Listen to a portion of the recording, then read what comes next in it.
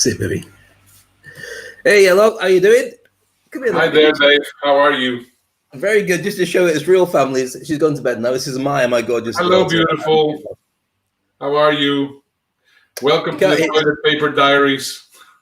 She's just disappearing. Obviously, our greatest fan decided halfway through, I've had enough, and about to leave. You have to go to bed right now. Yeah. Otherwise, you won't be up in the morning. Mommy told me I have to go to bed. Love you, bye. Love you, bye. Goodness me. There you go. One day she'll be a star, but right now she's not allowed to be. This is our show for now. How are you, Ernesto? It's a weekend. You get a chance to chill out and not press so many buttons with your fingers. Is that a good thing? I know. Well, I enjoy also doing these Disruptor Clinics because I think it's the only time that we have to actually answer questions. And we have some really good questions from people from all over the place. Absolutely. So it's always very, very interesting to see some of the stuff that people are asking. I am actually very impressed. We are right now in episode 44. 44 days in a row. We have days in quarantine 49. We have to change that to 49 so that we can have it correct. So 49 days in quarantine. So tomorrow we're 50 days. That's incredible. But every single day we've produced something that we started the show. We've not missed a beat.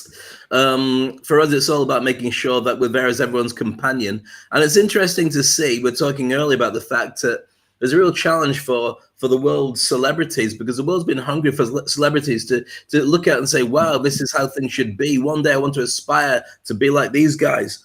And without a movie or without a TV show or without a new album coming out or a book or something special, what you've got is rich people in their houses, in their pajamas going, oh dear, how can I deal with this? Or I'm really depressed because I can't go out and be famous. And so a real leveler for everybody to have to go back to ground zero in the same way as for everybody meeting your family and spending so much time with them nonstop every day can be a challenge in many cases. Reading about people who just met before the lockdown, who decided let's spend the lockdown together, only expecting it to be an experiment for about 1 or 2 weeks. And now it's gone on to almost being a marriage. In many cases, it will turn out to be like that. So I think it's going to be an incredible reset button on many cases, including the way that we view celebrities. Because if you spent this much time staring at your own belly button, looking at your own life, and deciding, I don't know what I really want, but when I come out of this, I'm going to make sure I get it, you won't be so driven by everybody else and the whole media machine that drives you to love all the big stars. You'd be more interested in what's in it for you. And I think that's something that the big stars are going to have to realize. And it's something that we've been talking about, the influencers for a long time, need to be more focused on what they actually bring to the table and who their people are, rather than just look at me, I'm really shiny. So I don't know how you feel about that. Yeah, it's been a shake. I think it's everything was in a house of cards, and then suddenly there was a big shake, and everything went down. And there's very few people which are going to come on top of this, just because, of course, they are not really understanding what is going on. So I've been really taking this metaphor that you talk about of the Wi-Fi code very seriously and very deeply, and really I am right now trying to completely switch on to what the market is, or the market just, or not the market, but everybody, how they are feeling right now. And that's why starting on Monday, and this is an important thing, starting from Monday we are starting our new series, which is called Renaissance. And what we're going to be covering throughout the week is going to be how the new world is going to be, because I think it's a rebirth. I think it's a rebirth from every single thing that it's going. I mean, from every single thing, it's a rebirth. So that's what it's going to be all about. We have a lot of great content to share with you. A lot of the things that we've always held to be true and obvious may not well be the same thing. Right now, I never thought I'd spend so much time in the house with my phone. Everywhere I go, I bring my phone. I didn't really do it that much before when I came to my house. Again, I didn't want it with me. But it does change the way that you just want to make sure that you are aware of what's going on outside. But at the same time, I do enjoy what's around me with my family and my friends and the work I'm doing more than the outside world. The phone is literally the only way to contact the outside world. It's not like you walk out and bump into people anymore. So I think a lot of the things that we've taken to be even a laptop, a small box that opens up with a little screen, that might change completely. It might be you've got a massive interest in home projectors, just so when you do have that conversation with people, it takes up a whole wall. I mean, I don't know if you can see behind me, just over on this side here, I've got my projector, which you've seen before, for showing movies. It just creates a different relationship with people when you enhance that and you don't just put it into a tiny little screen like we got on our phone. So I'd love to see what our questions from many people are going to be about. And Renaissance is going to tap into a lot of stuff for next week. I hope it really excites people as much as it's excited us as well. Yeah. Well, yesterday I had the opportunity of I was in 3 shows. I finished the Toilet Paper Diaries, and then I went to Prepare to Unmask with Pete Garcia, and then I was invited to, I don't remember what the other show is, with Chantel Simone, and it was interesting because yesterday, they were asking me several questions. And this is what is different to what we're going to do right now. I mean, I was there, the guests, and people were asking me questions, and I had the chance to actually answer a few of them.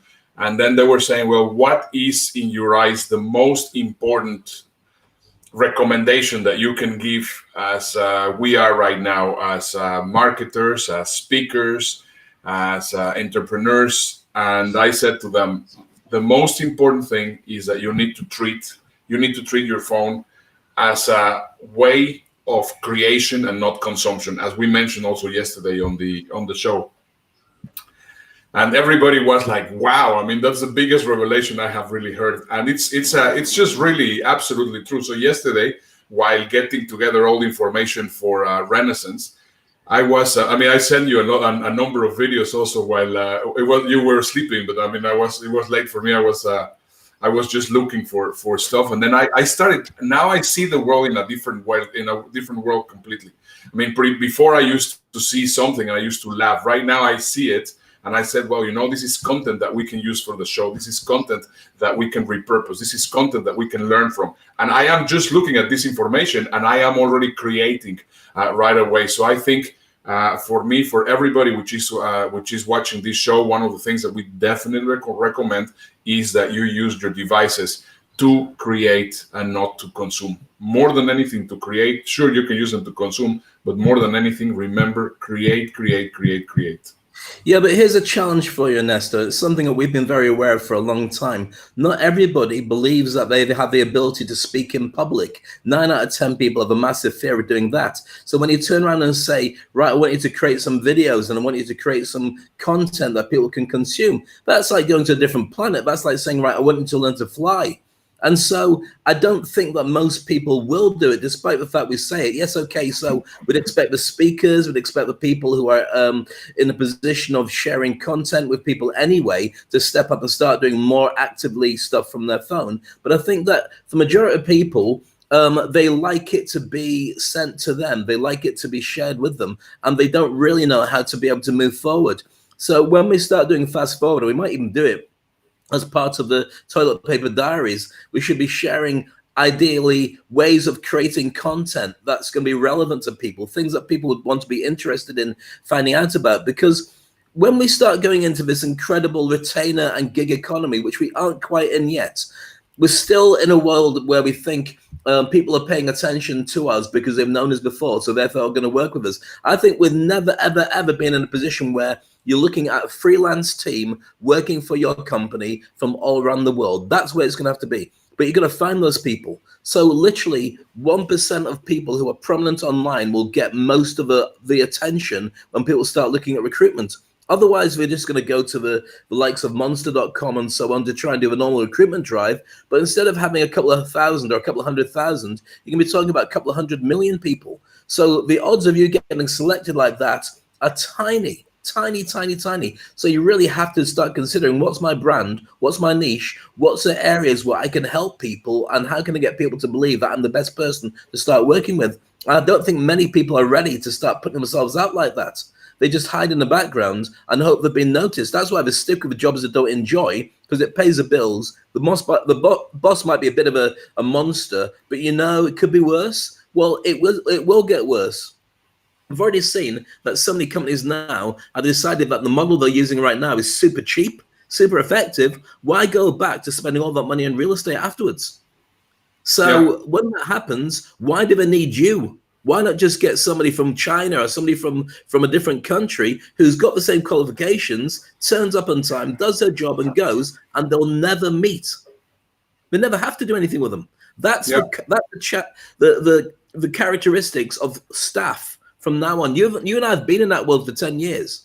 We've had staff from all around the world who we've never ever socialized with. But that's what people are going to start becoming. Well, that's exactly why we are calling our next series Renaissance. Because, I mean, honestly, I don't care if people are telling me, well, I am not ready to be doing videos. I am not ready to be doing this and that. The truth is, you're going to have to start doing it because it's the only way that you will be seen.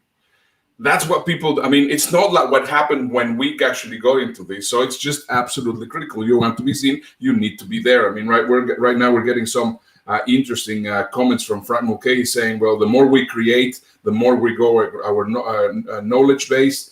We're getting some comments here from Pete saying that 2020 is the year of the Renaissance. And yes, absolutely. I mean, we have to completely think in a different way. And that's exactly what this series is going to be about. Anyway, let's just get started with the questions, because believe it or not, we have gone now 13 minutes and we haven't really gotten into any of the questions. Cheddar boxes. All right, I'll take the first one. Santosh from Mumbai.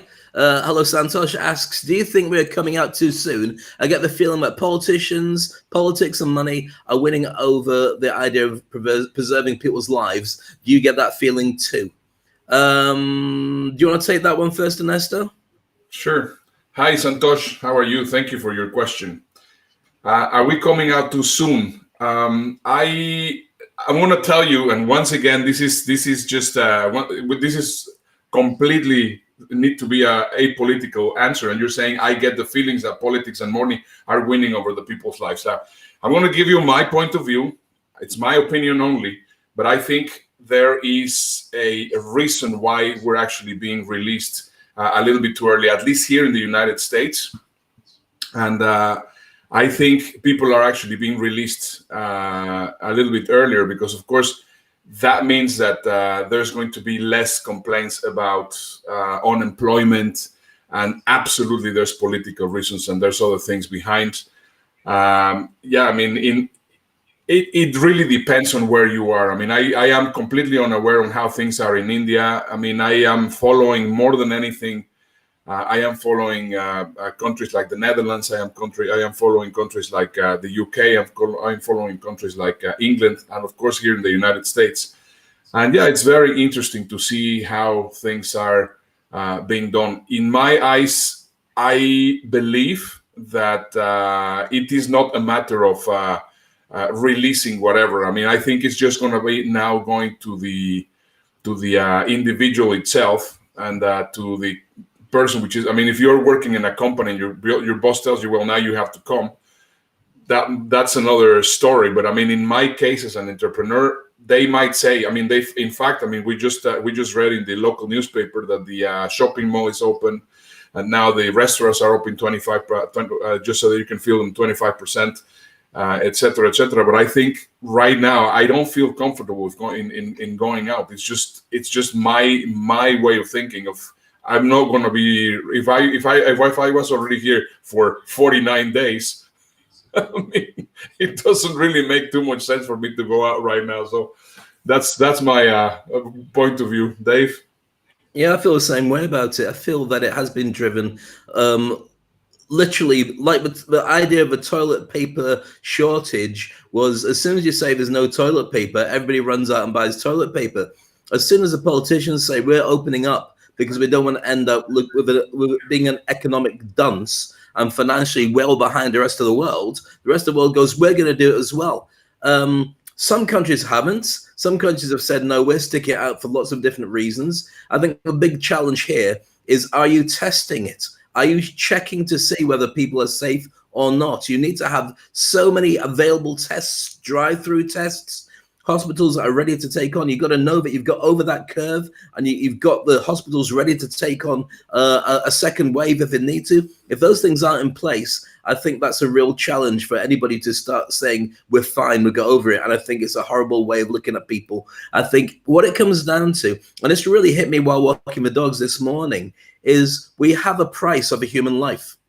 Now, we probably always have. If you're a politician, you take a look at a war, you decide if it's worth it, what's going to cost, and can we win it, or how many people are going to. And so the politicians and statisticians that they work with will constantly be looking at all those different factors. But this is the first time it's been in our actual domain where you can work out from the figures. If you go back to work and you know that you've lost 50,000 people, but you know that the money that comes in could be this, and the industries over a period of time can get back faster, you're going to lose another 10,000 people. But that means that every person was worth about $10,000 to get them back into work, but it was worth it because our economy got better. You can price up what people think of people's lives. And for me, that's a really scary thing. I'll tell you what really hits me, and it's going back to the Hollywood movie. Do you remember the amount of Hollywood movies where somebody that have soldiers going into battle? The one that reminds me of this more than anything is We Were Legends or something. So it's a Mel Gibson movie where he's going into battle. It's the first fight of Vietnam War, I believe, or Korean War. So they won't leave any corpse behind. Somebody who's been killed in battle, they'll go back into battle to pick up the corpse, to bring it back of a helicopter, to get it home to their families, which always seemed bizarre to me from my own personal beliefs. If they're gone. But for that, you've got a certain price that they will say to get the person back home. What we've got now is a price that's being made just to get the economy up and running. And why is that? Ultimately, so they can win the election back in again. That's ultimately what it comes down to. Otherwise, they say it's somebody else's problem. I'm off. Bye. So that's, I think, what kind of comes down to. But I also know that if the whole world steps up, the whole world comes back, and we also have now the ability to understand social distancing. Everybody's wearing masks. People know that you've got to wear rubber gloves. You know that you value certain things more than you did before, and you don't waste so much money. I think we can get through it, because we're all more aware. It's not like before. As long as people don't do stupid stuff and take the masks off and just go party like they did before, as long as we keep some kind of decorum over the way that we relate to each other, I think that difficult squeezing period will actually bottom out, and we'll be able to do it. But it is a calculation I'm glad I'm not the person having to make. Yeah, I am getting here a message from Gautam Ganglani there in Mumbai. And he's saying that it is announced today that 33% of the workforce are allowed back to work in India starting tomorrow Sunday. So that's an interesting development, Gautam. Thank you. Pete Garcia is telling us, just read that U.S. White House administration is producing Mexican government to reopen their factories because Americans need their products fast. Mexican workers' unions are saying it is too soon, and many have died and continue to get sick in the factories from COVID-19. So on Monday, thank you, Gautam. Monday, Glenn Morshower. Hey, hello, Glenn. How are you? Great to see you. Fran Mulcahy say, if you have no economy, you have total disruption of the supply chain, food, medicine. Then you have more complete chaos, and it will cause even a greater toll. Yeah, absolutely, Frank. You're completely right. I was just watching, and actually, I just have it here. It's a very interesting report. I mean, it's called the Great Depression of 2020, and they are basically explaining how how's going to be the domino effect, and it is pretty much in order for us to avoid that domino effect. There's a number of things that need to be put into perspective, and that's why I'm very excited about the content of Renaissance, because it requires a lot of awareness. Right now, I agree. Having everything through halt, and once again, I am not saying don't start the economy. We have to start doing things differently, and there needs to be a lot of awareness. So it's very, very, very interesting how things are actually developing. Okay, I so wonder what would happen. Just one quick one before we move on to the next question. I wonder what would happen if somebody took the government to court because they lost a loved one because the decision was made. I don't think it's going to make any difference, but that would be something that would have to be debated from a moral point of view as much as anything else. yeah. Yeah,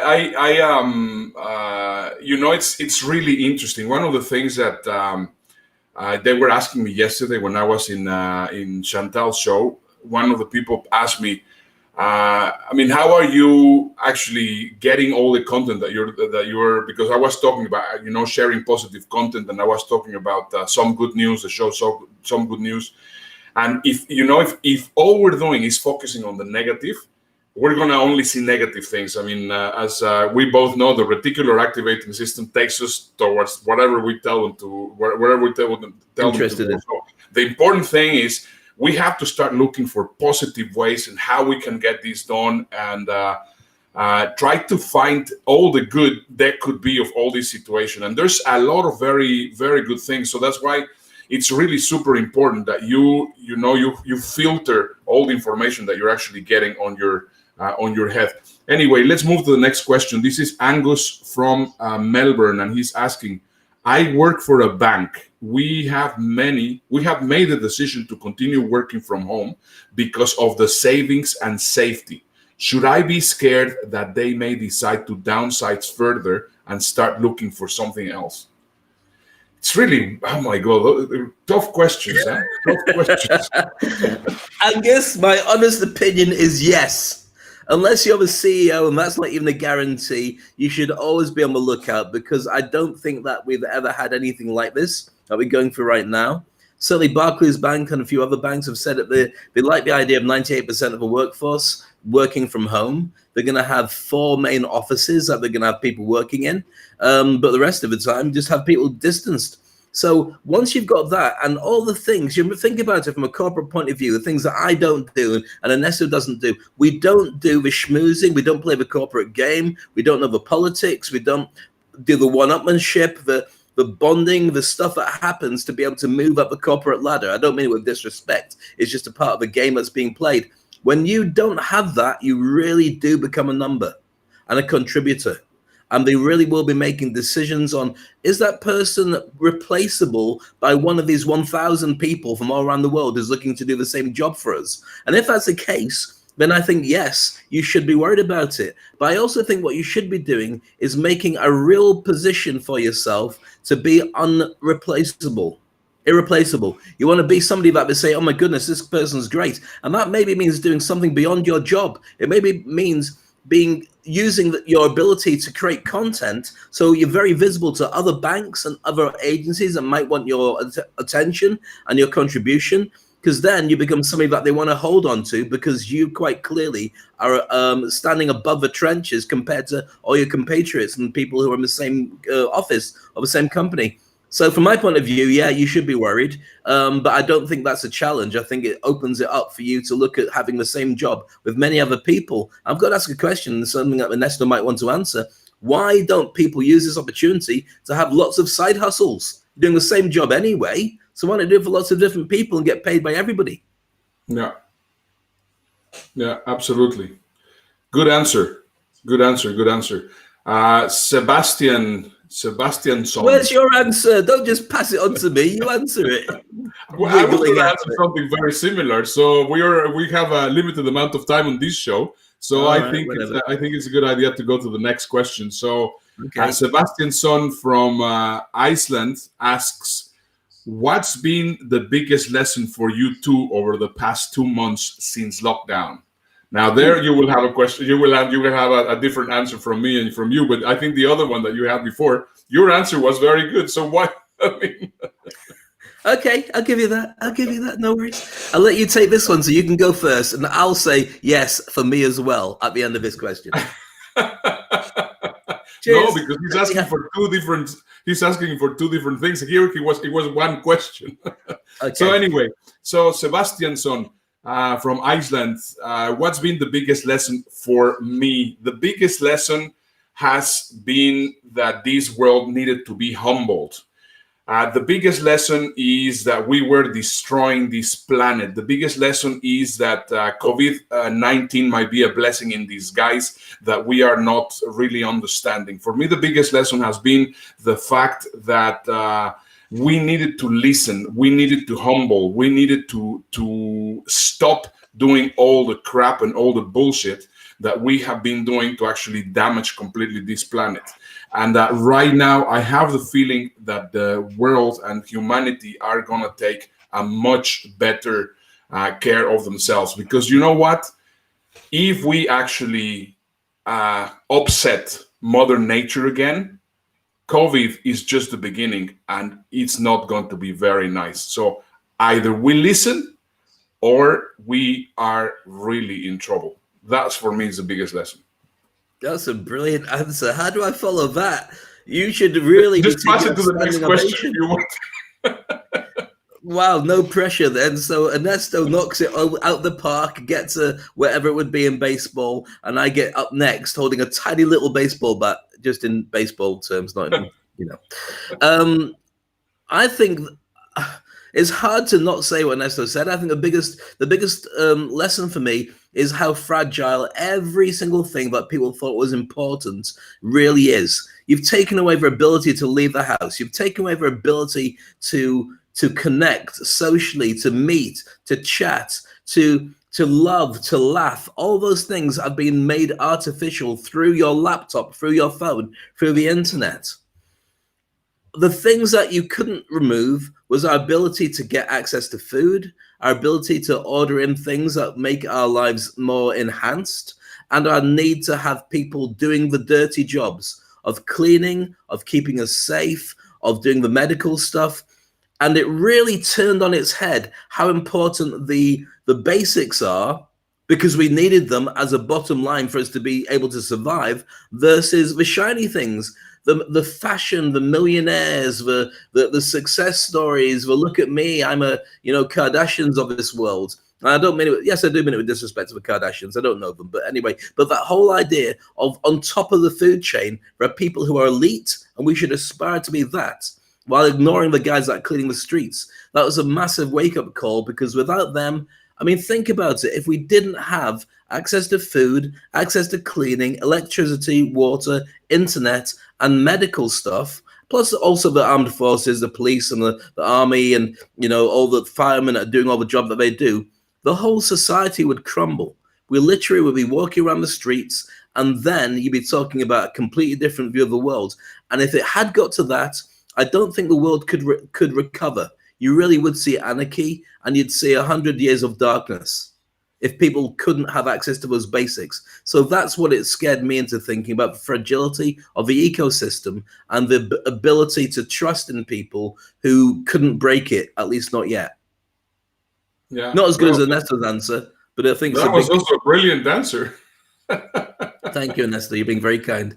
All right, then next up, Francis from Troon in Scotland. Oh, Francis, okay. Hey, I'm wait. in Scotland. Where on earth is Troon? Troon is an and I know pretty much. I know pretty much Scotland, but I've never heard of Troon. Where is Well, Troon? you're not that travelled, are you, Mr. Travelled person in the world? 237th. Well, I mean, is it really that big, Troon? I've never heard of it. Troon is Royal Troon, where they've got a massive golf course. And I think that Trump has done some stuff with there as well. I grew up in Troon. And the thing is, because we're on Facebook with this, a lot of my friends from Troon that I grew up with now start watching the show. Because when I throw a watch party, they start turning up and seeing it. So it doesn't surprise me that we've got people from Troon. But you should go to Troon. It's very nice. They might even like you. So anyway, let's moving on. Francis, will they understand my English? I don't understand your English. I'm your best friend. So Francis from Troon in Scotland wants to know, and no offense intended, mind you, we would probably wait. As soon as somebody starts with no offense intended, yeah, you know that it's going to be bad. It's going to be offensive. Straight. Okay. If you weren't doing these shows, what would you have spent your time doing instead? Wow. That you. I know your answer. I'm gonna. Well, Aneta's answer is Pornhub. My answer is I would probably be doing very similar to what I'm doing right now. Here's one of the things that happened. Ernesto and I touched base at the very beginning. We do talk every other day anyway. And we decided that we would go for this in an experimental fashion to see how it would grow and see whether we could keep with it or not. And we held each other to it, morally challenging entertainment value, and from the point of view of being producers and speakers, we just thought, right, let's see how we can do it to grow it at a certain level. If we weren't doing this show, I think we'd be talking every day and we'd be producing something else, maybe our own individual shows. Certainly, I would have created some kind of ongoing TV show, whether it was just continuity, whether it was just, a look around my world or something, because I think that this really lends itself to content creators. I think it's a gift for content creators to be able to take this opportunity to do stuff. Because I've never been in a 9-to-5 job, or I haven't been for a very long time in a 9-to-5 job, I'm never one to say, I'm going to wait for stuff to come to me, told to me by other people. So I've always had to create interesting things to share with people. And that's become my job. So I would have been doing something similar like this, writing book, podcasting with more people. I think maybe that was what I would have done. I would have created a video podcast series and talked to more people instead of just Ernesto every day. I mean, I love looking at Ernesto's face. I love where his hair is just growing into an afro. And one day it will become like a proper ice cream, like Mr. Whippy that you can buy from the ice cream place. So there we go. That's my answer. Ernesto. We're getting some messages here. No offense intended. Yeah, no offense. Yeah, of course not. I'm getting some messages here from Brenda. She says, Brenda McGuire in Iowa. She's saying there will be a talent revolution and companies around the globe will be able to recruit the best talent anywhere in the world.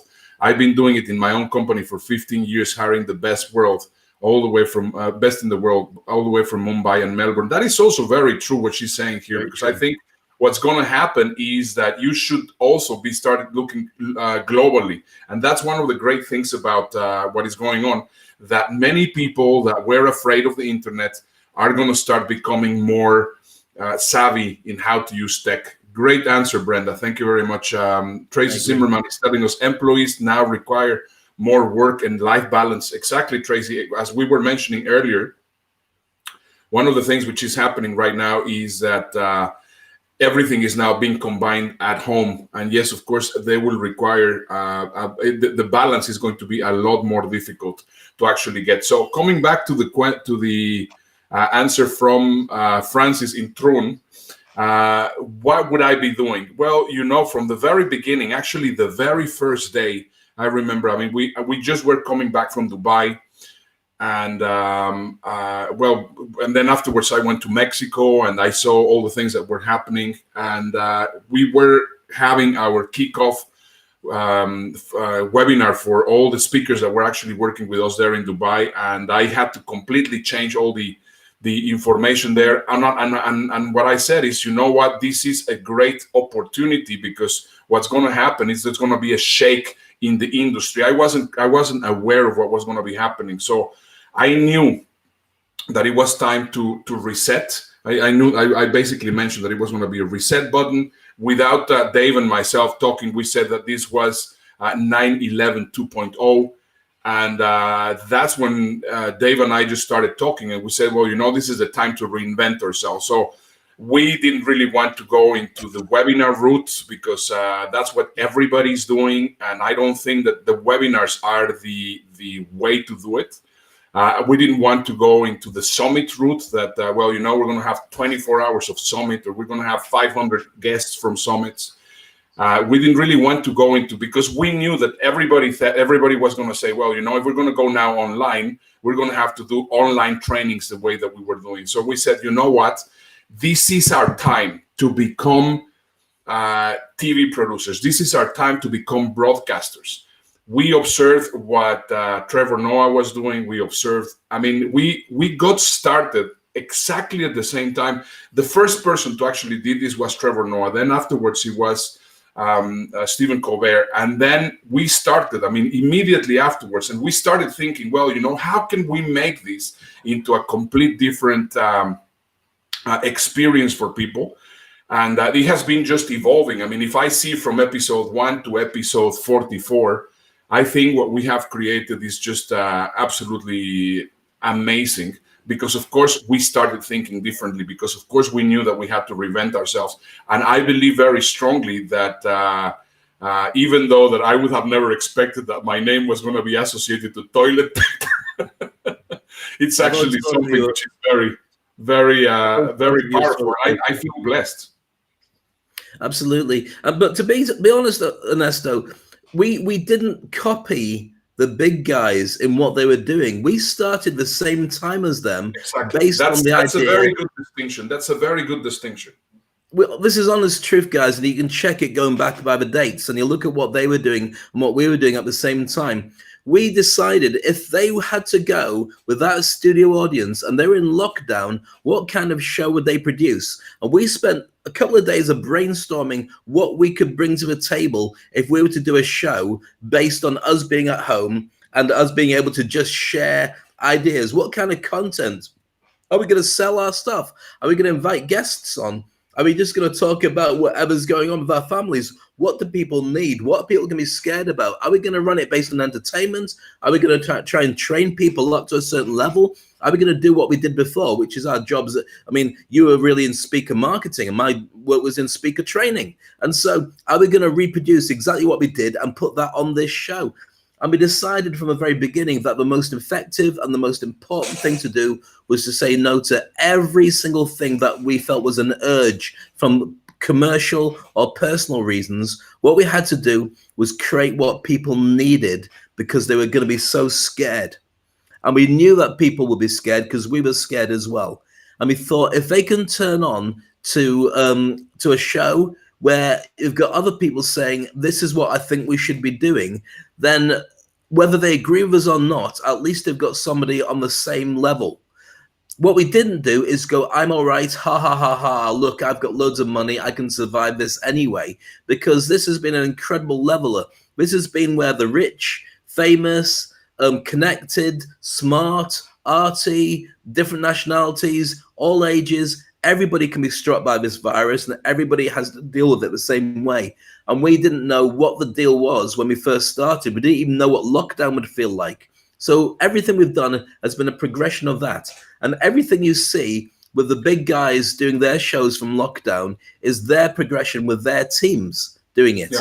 And I think what we've created is something that is on a par with those guys from the point of view of where we all started off together. Yeah, sure, they're seasoned stand-up comics and they're used to doing, you know, maybe gags that they've watched and studied and so on. But what we've done is we've created content on a regular basis that unites people and helps people to think about their business and where it needs to be. And we've never dropped the ball on that. So I think that we would have created something like this anyway, regardless. But I think the journey that we've taken, I wouldn't replace it with any other idea because I think this is the right one for us. Yeah, absolutely. This is the right one for us. And I think it's also, for me, it feels right. I mean, I have to say, sometimes it has been very tiring. Sometimes it has been exhausting actually doing the research and getting all the stuff to get the shows done.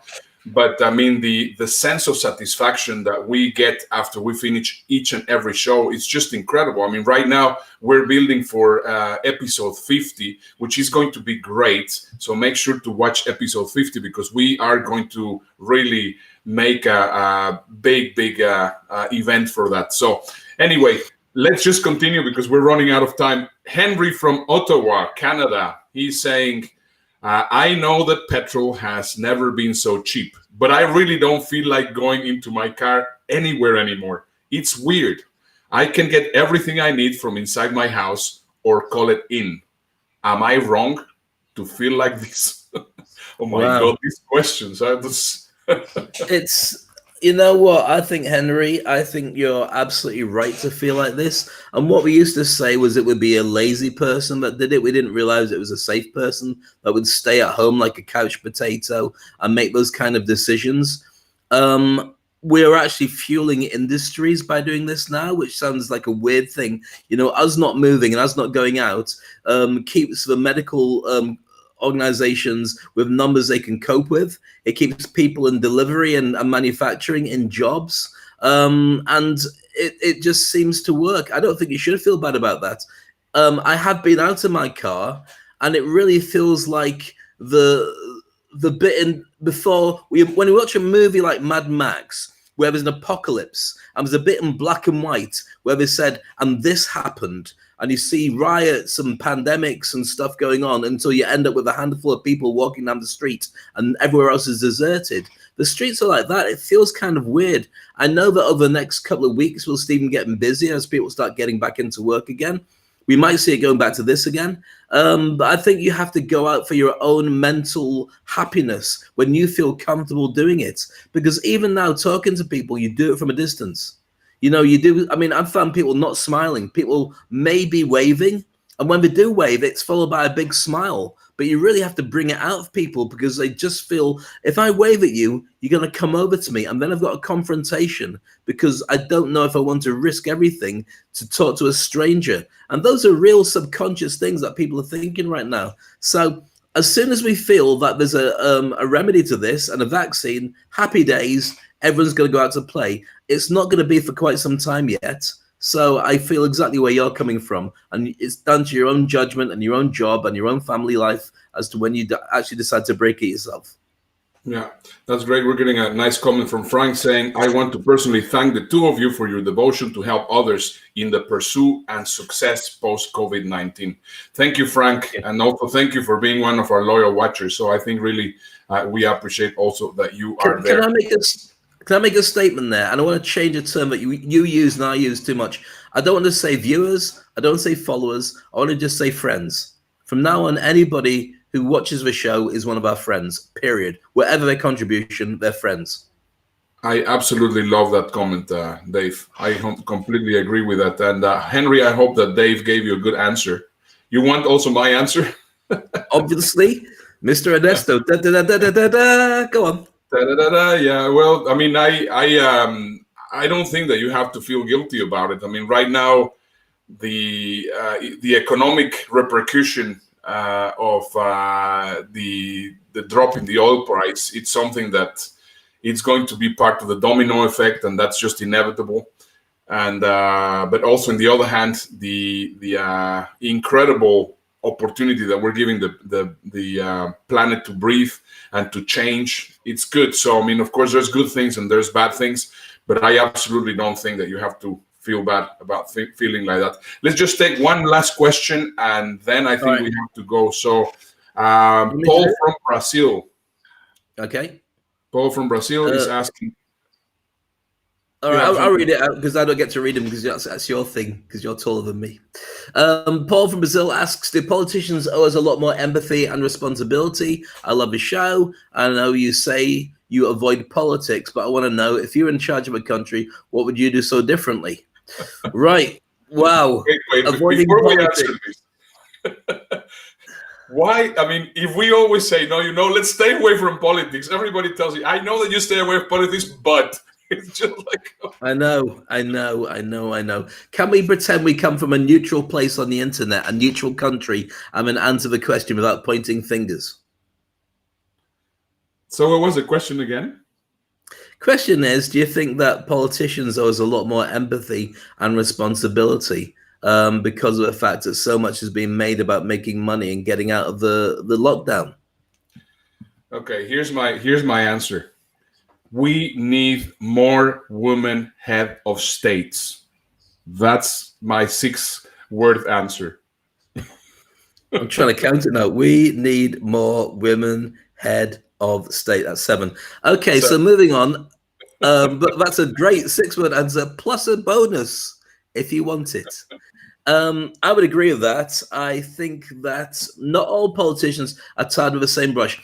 Can I just explain one thing? When we're saying about it, because I put this on LinkedIn and I had a lot of people saying, it's not true about women, it's not true about men, you just need empathy. What I'm saying is per head of country, if you look at all the people who are female and all the ones that are male, more of the ones that are female have got the right Wi-Fi code for looking after their country than the ones that are male. I'm not saying men can't do it because many of them done an incredible and really wonderful job, but the ones that are complete loons are what we're talking about.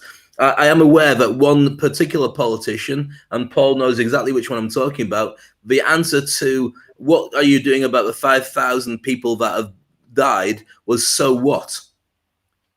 That's what was said on live TV from the president.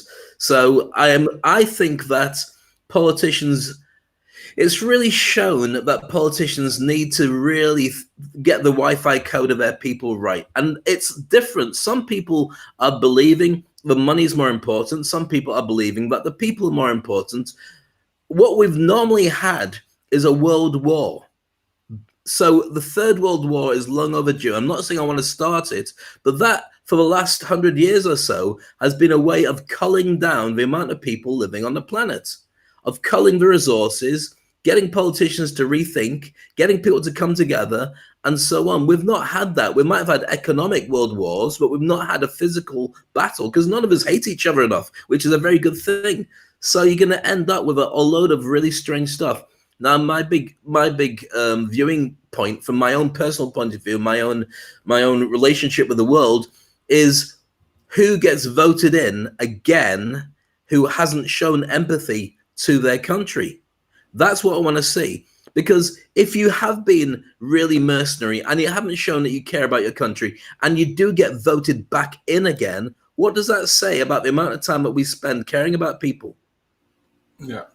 Well, let me just tell you, I mean, just as a backup to what I was saying about women, when I was working for KLM, one day she was a co-pilot, actually. She was not a pilot. She was not the pilot in command of a 747 that was flying from Seoul, South Korea to Anchorage, Alaska.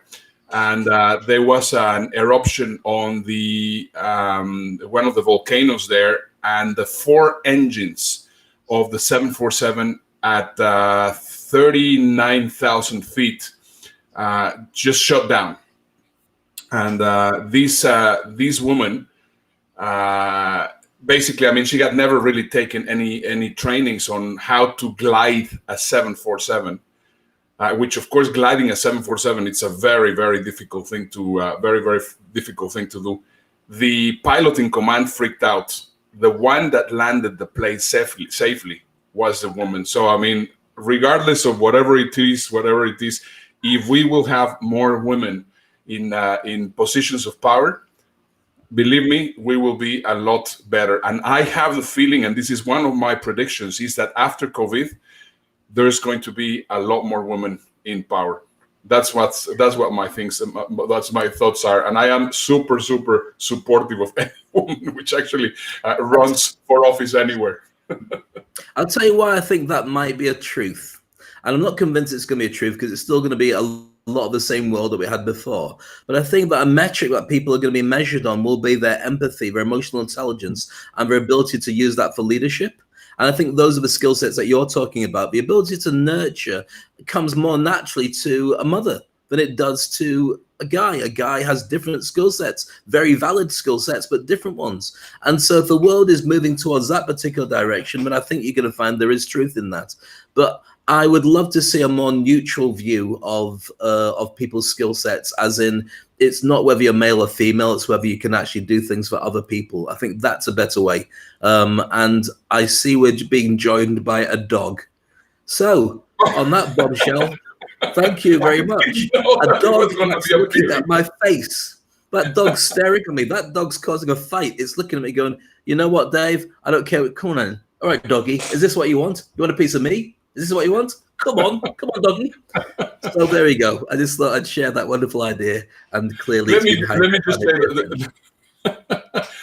share this video. This is just the only video that I want to share today. I hope that you can listen to it. It's very funny. Have a look.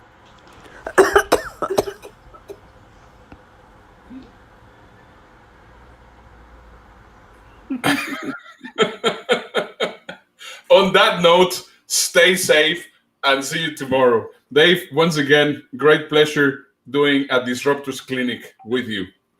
Thank you. Back to happy hour. Stay safe. See you tomorrow with Toilet Paper Diaries. Goodbye. Bye-bye. You just call out my name, and you know wherever he is, I'll come running.